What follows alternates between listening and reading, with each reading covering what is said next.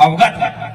तो जो कार्यक्रम जिस वजह से होता है, जिस पावन पंडुम के समय होता है, हम उस पैन पुरखा शक्ति को सर्वप्रथम प्रणाम करेंगे, सेवा जोहार करेंगे। तो मेरे साथ आप नारा लगाएंगे, खंडराही पेंटा, मेघनाथ पेंटा, रावेन पेंटा,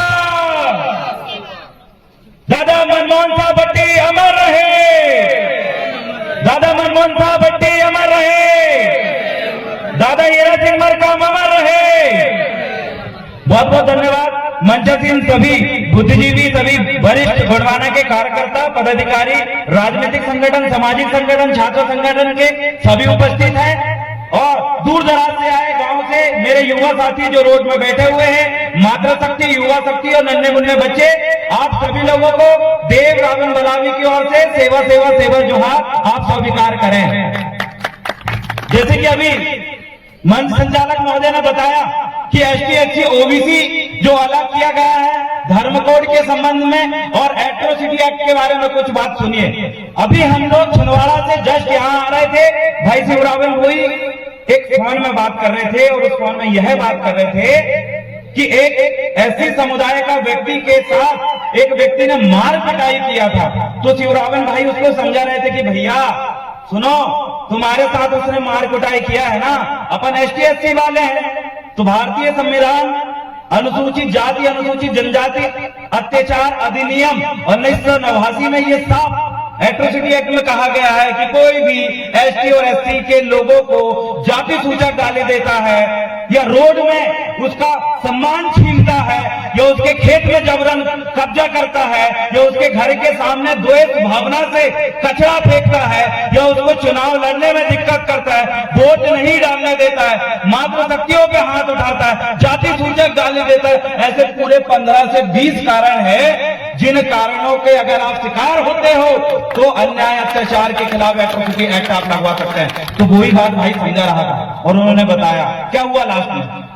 पुलिस वाले ने उसको कहा, अरे कहां एट्रोसिटी एक्ट के अंतर्गत तू वो ये फलाने एफआईआर की बात करता है, तुम दोनों ने तो लड़े हो, तुम दोनों ने लड़े हो तो काउंटर केस बना देते हैं और जाते दिक्कत है तो 151 की कार्रवाई करवा देंगे। कहां एट्रोसिटी एक्ट के पीछे पड़े हो? एट्रोसिटी एक्ट लगाओगे तो कोर्ट में भटकना पड़ेगा, वकील लगाना पड़ेगा, बार बार थाने जाना पड़ेगा, ईसाई जाति बनवाना पड़ेगा। ऐसा इतना डरा दिए कि उस व्यक्ति को न्याय ना मिलते हो वहां पर समझौता करने की नौबत ला दिए।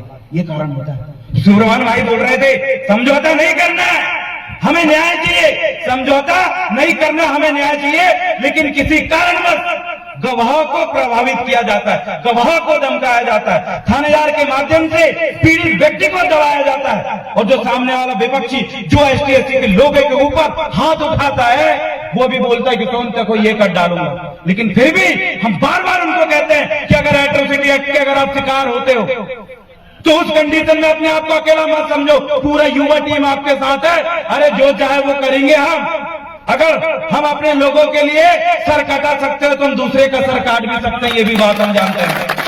तो आप डरने की जरूरत नहीं है, समझौता करने की जरूरत नहीं है, हम लोग खड़े हैं। अरे वकालत कर रहे हैं हम सतपुरा लॉ कॉलेज से महाविद्यालय विधि, सतपुरा विधि महाविद्यालय में हम एलएलबी के छात्र भी हैं और जीएसयू छिंदवाड़ा से पहले भी जुड़े थे, आज भी जुड़े हैं और लगातार जीएसयू टीम में काम करेंगे क्योंकि हम पढ़ने लिखने वाले विद्यार्थी हैं। अगर लोगों को लगता है कि इसमें भी नहीं होगा तो बाद में राजनीति भी करेंगे क्योंकि हम जीएसयू के विद्यार्थी, हम राजनीति साथ पढ़ने का काम भी करते हैं और करने का काम भी करते हैं। और दूसरी चीज है एसटी एससी ओबीसी के जो लोग हैं उनको जानबूझ के बांटा गया। हम सभी को पता है कि एसटी एससी ओबीसी के लोगों को मूलवासी और मूल निवासी होने की वजह से आरक्षण मिलता है। ये भाई भाई है, 85% ये आबादी एसटी एससी ओबीसी और अल्पसंख्यक जो लोग हैं, हम सभी लोग मिलकर अगर हर क्षेत्र में लड़ेंगे, चाहे वो ओबीसी आरक्षण को लेकर हो, ओबीसी का जनसंख्या को लेकर हो, आदिवासियों की जल जंगल जमीन और 5वीं अनुसूची को लेकर हो और एससी वाले भाई लोग जो दलित भाई है उनके ऊपर हो रहे जातिगत भेदभाव को लेकर हो, अगर हम सब मिलकर लड़ेंगे उन चंद लोगों के खिलाफ तो उनको सबक सिखाने का हम काम करेंगे। क्यों? क्योंकि एक भाई था मेघवाल करके, वो एससी समुदाय का था तो उसकी मूंछ अच्छी थी ऐसी ऊंची। तो एक व्यक्ति ने देखा कि ये महार समुदाय का व्यक्ति, इसकी मूंछ ऊपर है, तो उन्होंने क्या किया, उसको बीच सड़क में चाकू मार दिया। क्यों मार रहे हैं लोग? इसलिए मर रहे हैं क्योंकि एसटी, एससी और ओबीसी के लोग बिखरे हुए हैं। ये 85% जो आबादी है, जो जिनको हम बहुजन मूलवासी और मूल निवासी कहते हैं, इन लोगों पे चंद 15% लोग राज इसीलिए कर रहे हैं क्योंकि हम कभी भी एसटी, एससी के लोग ऐसा इकट्ठे होकर एसटी, एससी, ओबीसी का सम्मेलन नहीं करते।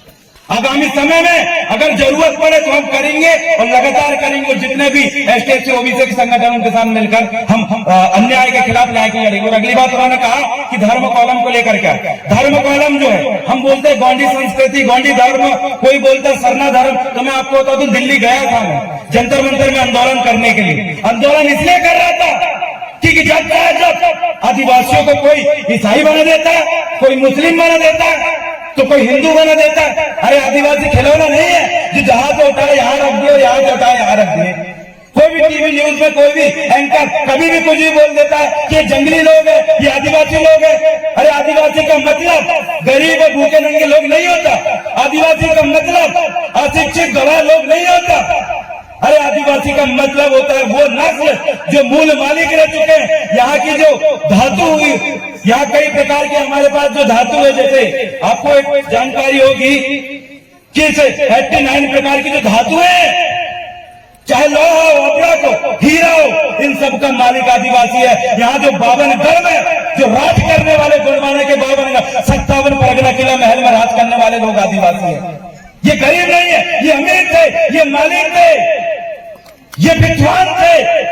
और आज भी उसी गुणवाना का खून मैं आपके सामने क्यों डाल रहा हूं? क्योंकि आप वैसे नहीं हो जैसे आपको टीवी पिक्चरों में दिखाया जाता है। आप वो लोग हो, वो कौन हो जिनने कभी अंग्रेजों की गुलामी सहन नहीं करी।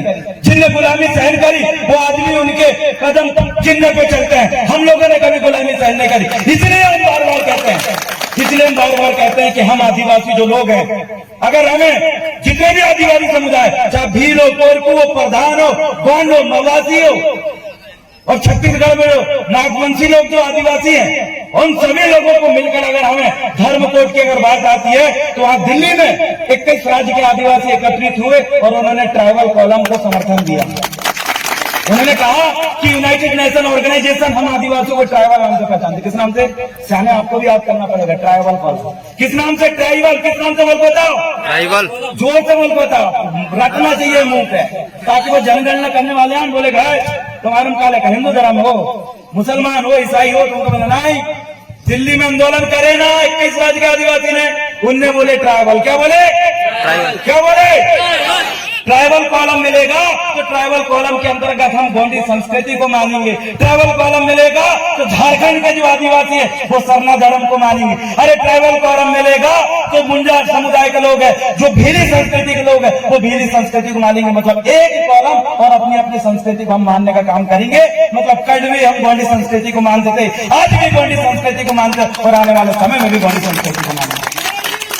और अगली चीजें आपको ये बात मैं समझा दूं और बता दूं कि विगत कई समय से बड़े बड़े सम्मेलन, महासम्मेलन होते जा रहे हैं, लेकिन कारण क्या है? कब आएगा गुणवाना राज? क्या बड़े बड़े सम्मेलन करने से आएगा? क्या बड़े बड़े आंदोलन करने से आएगा?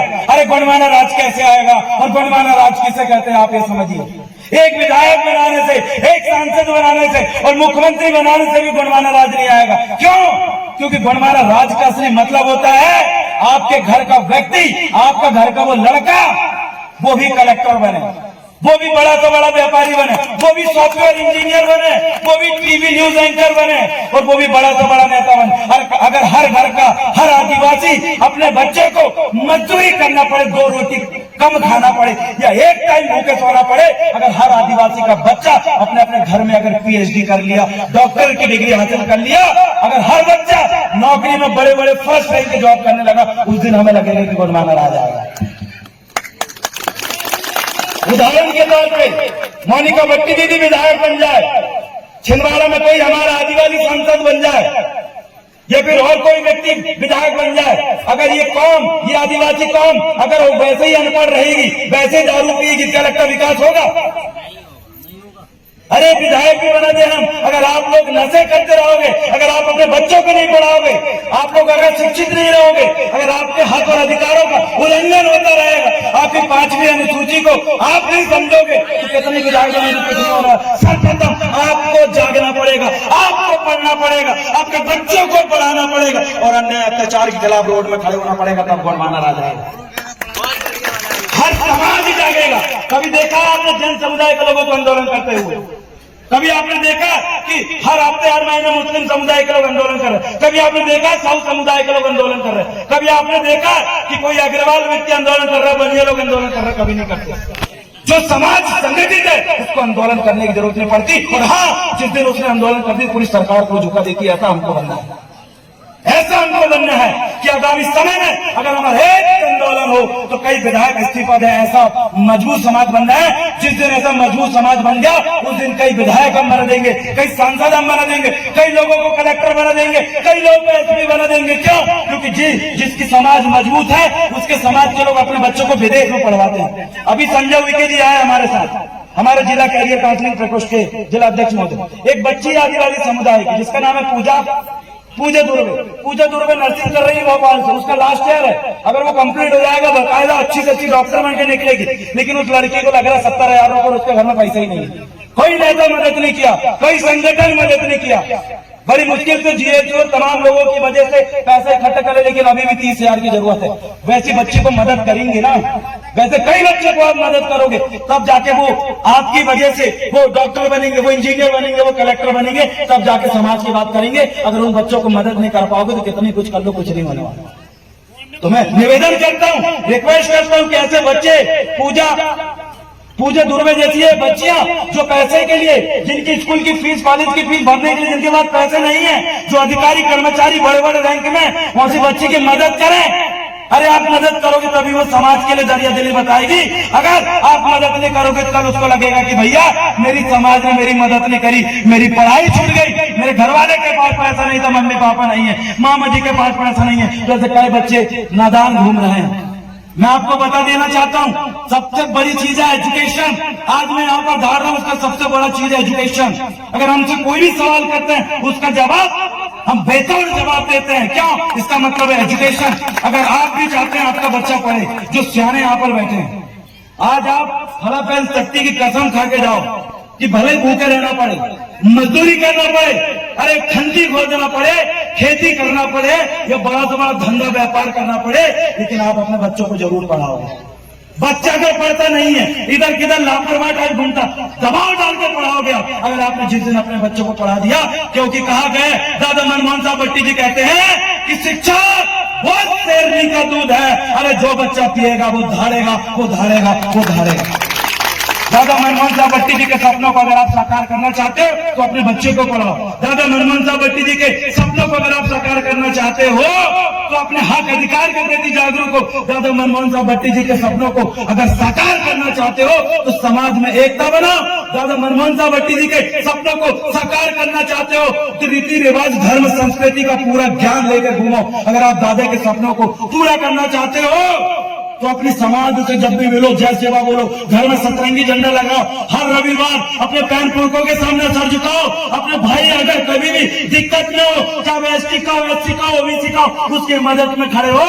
क्योंकि आज अगर आप उसके साथ खड़े होंगे तो कल वो तुम्हारे साथ खड़ा होकर भी जय सेवा बोलेगा और बोलेगा कि तुमने मेरी विपत्ति की समय सेवा करे है, आज आप विपत्ति में हो, मैं आपकी सेवा करूंगा। और जो सेवा लेना और सेवा देना के ही हम जय सेवा बोलते हैं। बोलो खराब सेवा।